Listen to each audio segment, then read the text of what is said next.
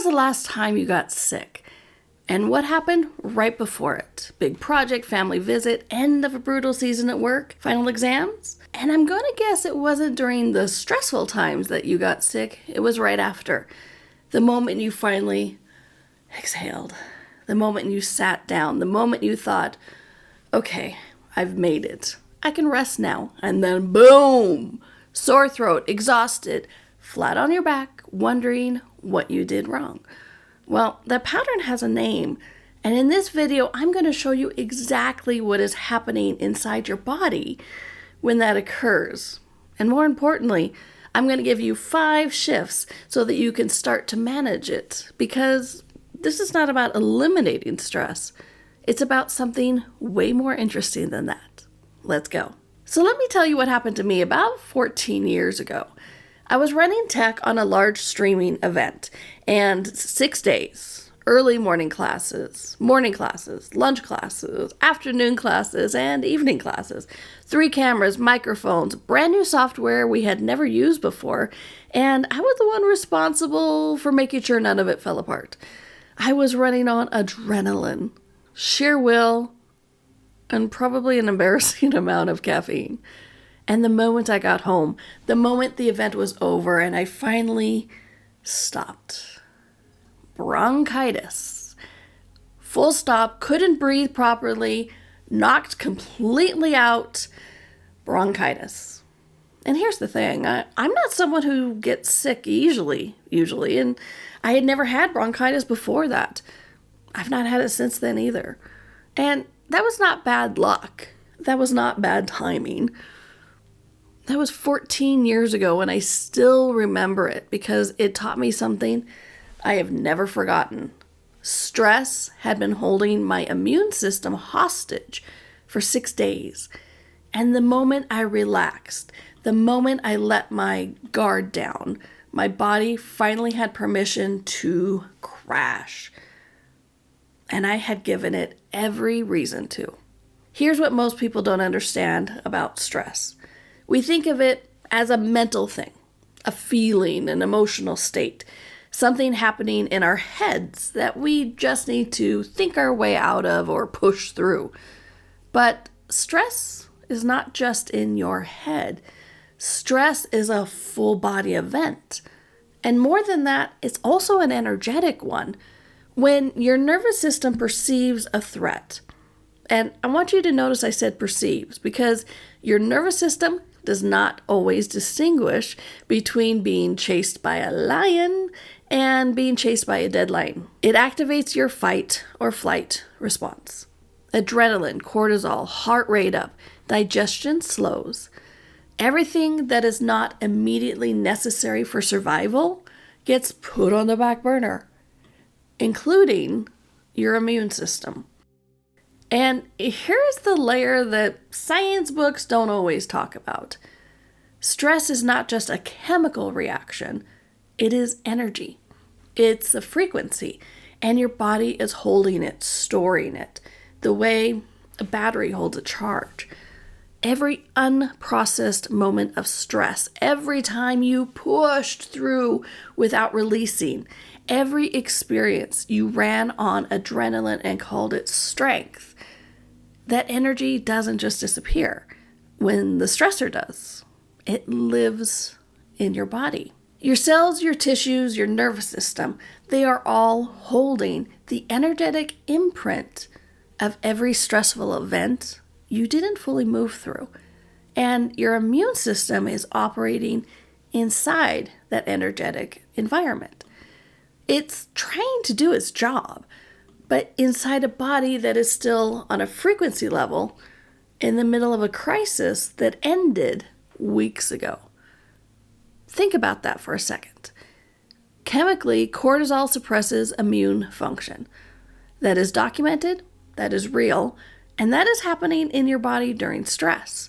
And energetically, your system is broadcasting a signal that says, not safe, not yet, stay alert. Every system in your body, including your immune system, is responding to that broadcast. So you push through a stressful season, stressful event. You hold it together. You function. Maybe you even function really well. And then you stop. And your nervous system finally gets that signal that the threat has passed, chemically and energetically, and it hands the reins back over to all the systems it had been suppressing during that stressful time, including the immune system, which immediately gets back to work on everything it had been putting off. And you get sick. Not because you relaxed wrong, because your body had been waiting chemically, physically, energetically for permission to deal with what stress had been holding at bay. The body keeps the score, and it always collects. Now here is where I want to offer you something that might shift the whole thing. We have been taught that the goal is a stress-free life. No stress equals success. No stress equals health. No stress equals you finally did it right. And I want to lovingly directly tell you that is not realistic. And chasing it might be making things worse. Crossing the street can be stressful. A hard conversation is stressful. A deadline, a first date, a job interview, a moment where something matters to you, all of it activates your stress response to some degree. That is not a malfunction. That is a feature. That it's your system functioning in the way it's intended to. The question shouldn't be, can I get rid of stress? The question is, can my nervous system move through it? Can I toggle it? Can I go from fight and flight, activated, alert, and on, back to rest and digest, settled, present, recovered, without it taking 3 days of being flattened by illness to get there? Because here's what most of us are doing when we think we are relaxing. We are collapsing. There is a difference between rest and collapse. Rest is regulated. Rest is your nervous system genuinely downshifting. Rest is restorative. Collapse is what happens when you have been running so hard for so long that your body just gives out. Collapse is not recovery. Collapse is the debt coming due. And if the only time your body gets to stop is when it forces you to stop, you're not managing stress. You are surviving it. And your immune system is paying the price. Before we get into the shifts, I want to be really clear about something. This is not me telling you that you are doing stress wrong. You're doing the best you can with what you have been given and what you've been taught. This is not about becoming someone who never gets stressed. That person doesn't exist. What this is about is giving your body an actual chance, building in the toggle, creating moments of genuine regulation, not just collapse at the finish line, so that your immune system is not the thing that pays every time life gets hard. Because there will be hard times. It's not pessimism, it's just being alive. The goal is a body and a nervous system that knows how to move through it. And that is what we are building today. Shift number 5. Learn the difference between tired and stressed. This sounds simple, and it's not. Most of us are walking around in a chronic stress state that we have normalized to the point where we think that's just how we feel. We have forgotten what calm feels like. So we interpret that stress buzz as energy, and we keep going. And we interpret the crash as laziness or weakness, when really it's just our body waving a white flag and needing something. So, starting today, check in. A few times a day, just pause and ask yourself, am I tired right now, or am I stressed? Tired needs sleep. Stress needs regulation. They are not the same solution, and treating them interchangeably for one for the other is part of why the cycle keeps repeating. Shift number 4, stop waiting for the finish line to rest. I know, you have a system. We all do. You will rest when the project is done, when the kids are back in school, when the holidays are over, when things are slowed down. I hear from clients all the time. But here's the problem with that.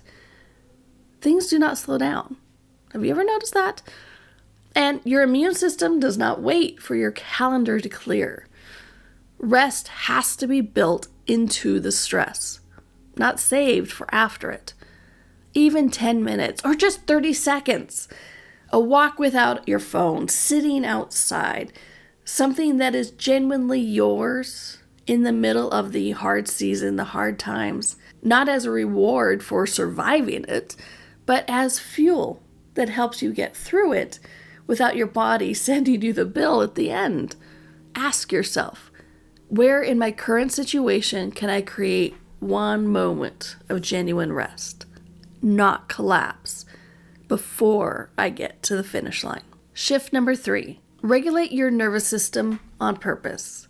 Not by accident, not by hoping the weekend will do it, on purpose and regularly.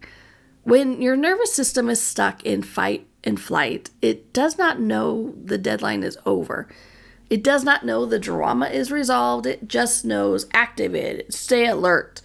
And it will stay there until you give it a specific signal that it is safe to come down. So give it the signal. 3 slow breaths. And I mean slow, longer exhale, then inhale, feet flat on the floor, hand on your chest, get present with your body. Tell your system, we are safe. The threat has passed. We can come down now. This is not woo-woo. This is literally how your nervous system works. The exhale activates your parasympathetic response, your rest and digest state. You are not hoping to feel better.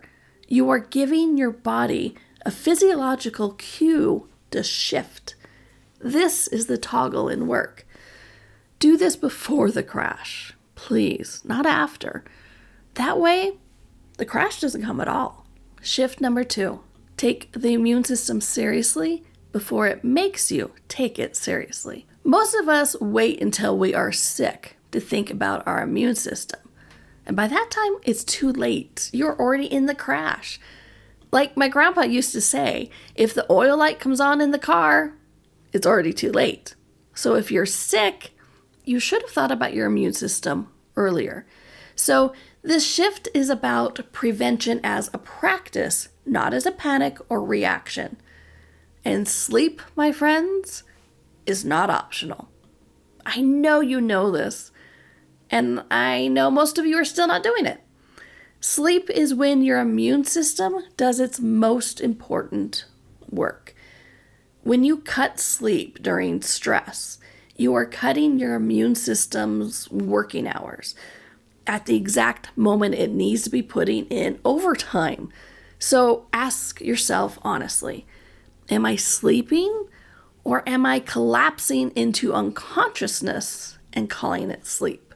And another piece, notice what you stop doing when you are stressed. The healthy walk, drinking water, food that actually nourishes you. We tend to drop our health practices exactly when our immune system needs them the most. So keep one, just one, at least one. When everything else falls away, keep one thing that tells your body it's still being taken care of. Shift number 1, stop wearing your stress as a badge of honor. Sorry to be blunt, but I want you to hear it. We live in a culture that glorifies busy, that equates exhaustion with importance or that we've accomplished a lot. It treats burnout like proof that you care, that you work hard, that you are serious about your life. And I'd like to call that out for what it is. It's BS, okay? It is not a badge. It's a bill, and your immune system is the one paying for it. The most high-performing, deeply creative, genuinely successful people I have worked with are not the ones who run the hardest and crash the most. They are the ones who have learned to regulate, who treat their energy like the resource that it is. They have built that toggle, not perfectly, but intentionally. So ask yourself today, am I proud of how stressed I am? If yes, is that pride costing you more than it's giving you? You are allowed to do great things without destroying yourself in the process. That is not weakness. That is power. And that 6-day event I told you about, it was a turning point for me. Not because of the bronchitis, though that did get my attention really fast, but because of what I realized afterwards. I had not slept properly, I had not eaten well, I had not taken a single moment in 6 days to care for myself. I had run on adrenaline and told myself that was strength. And my body very clearly and quickly disagreed. I learned from it. I changed how I move through high stressful situations, and I've not had bronchitis since. Not because my life got less stressful, but because I stopped waiting for the finish line to take care of myself. My friends, you do not have to earn rest. You do not have to get sick to justify slowing down.